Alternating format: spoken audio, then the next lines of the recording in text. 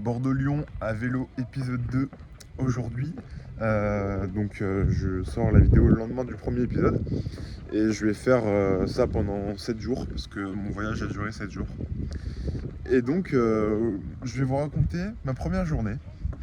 Donc je suis parti à 9h du matin de chez moi et je sors et il pleut de ouf. Et au bout de 15 minutes je m'arrête, excité de fou. Et puis au bout d'une heure, je suis peut-être à 20 km de chez moi. Je ne savais pas pour combien de temps je partais. Et je crève. Donc je commence à défaire ma roue et je sais pas pourquoi, j'arrive pas à la remettre. Je passe une heure, je me mets devant chez quelqu'un et du coup je sonne et je tombe sur une dame très gentille qui ne savait pas remettre un pneu ni une chambre à air. Mais elle a appelé son voisin et pendant que le voisin replaçait ma roue, on buvait un café, donc on était à côté de lui. Et puis je lui ai exposé le projet, je lui ai donné mon Insta, etc. Et c'est là que j'ai compris que en fait j'allais faire plein de rencontres. Je me rappelle de mes parents qui me disaient ouais non mais rêve pas, personne ne va t'héberger, tu vas pas rencontrer des gens toutes les 5 minutes. Et là au bout d'une heure je rentre chez la meuf et moi je suis en mode putain c'est quand même incroyable. J'avais jamais fait ce genre de choses. Et en fait quand t'es en galère, les gens t'aident en France. Enfin, partout ailleurs, mais en fait on croit que. Il y a beaucoup de gens, je sais pas si on m'entend. On croit souvent que les gens sont aigris, etc. Mais en fait, quand t'es en galère, ouais, ils t'aident et c'est ça que j'ai vu pendant toute cette semaine. Et donc je repars, etc. Je m'arrête à un garage parce que je vois qu'ils sont dehors, je demande un café. Et puis j'arrive au bout de 90 km. Donc avec 25 kg de bagages, 10 litres d'eau dans mon sac. Vraiment, en tout, je pesais 130 kg, quoi, un truc comme ça. Et donc j'avançais pas. Donc 90 km, je crois que c'était en 8 heures. En plus, dans les montées, souvent j'étais à pied, à tirer mon vélo. Et donc j'arrive au camping. Je commence mon premier repas, je m'enfile, mais une grande tartine de 3 fromages avec un burger, double portion de frites. La meuf, elle me regarde, elle me fait c'est pour toi? Oui, c'est pour moi. Et puis je suis allé dormir, j'ai placé ma tente. Et pendant une semaine, en fait, j'ai pas su mettre bien ma tente parce que j'avais. Vous voyez, c'était une tente avec des tringles en plastique qui se plient. Et je l'ai plantée dans l'herbe. Mais en fait, sur la tente, il y avait des petits trous, il fallait mettre les tringles. Donc bon, bref, j'ai su ça en arrivant, le dernier jour.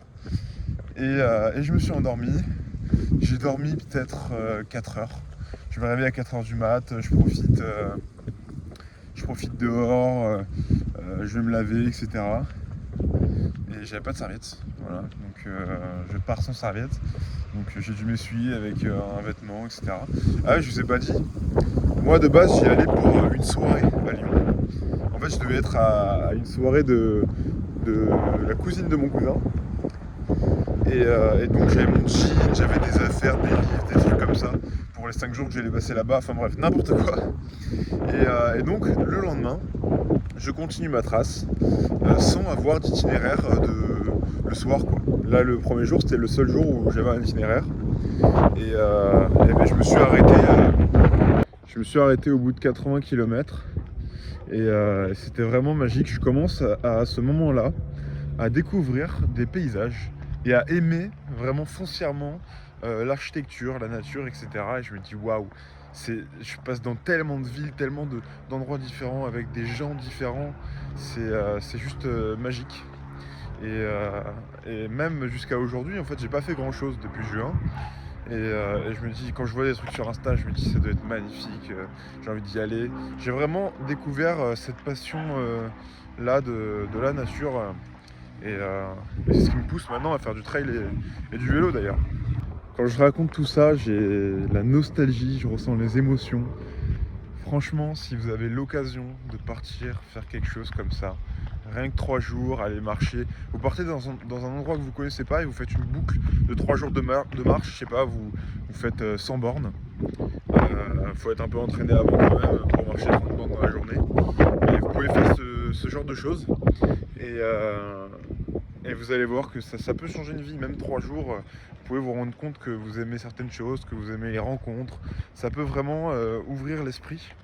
Et vous allez voir que dans l'année, là je vais faire des choses, pas avant septembre, mais donc en fin d'année 2025, on verra.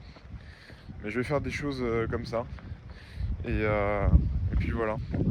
En tout cas voilà, je vous dis à demain pour l'épisode 3, pour un prochain EPD. Et ciao.